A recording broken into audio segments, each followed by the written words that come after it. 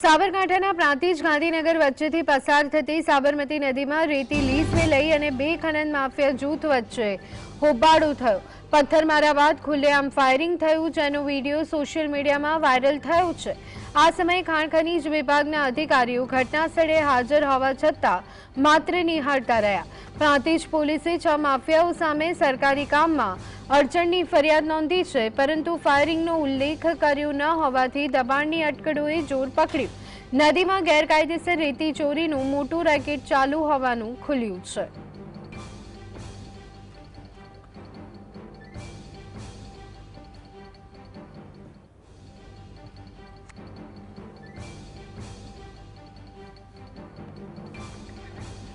તો સાબરકાંઠાના પ્રાંતિજ ગાંધીનગર વચ્ચેથી પસાર થતી સાબરમતી નદીમાં રેતી લીઝને લઈ અને બે ખનન માફિયા જૂથ વચ્ચે હોબાળો। તો આ અંગે વધુ વિગત મેળવી લઈએ। સંવાદદાતા જુગનુ રૂપાલી અમારી સાથે જોડાઈ ગયા છે। જુગનુ, સાબરકાંઠાના પ્રાંતિજ ગાંધીનગર વચ્ચે પસાર થતી સાબરમતી નદીમાં રેતી લીઝને લઈ અને ખનન માફિયા વચ્ચે હોબાળો, શું વિગતો?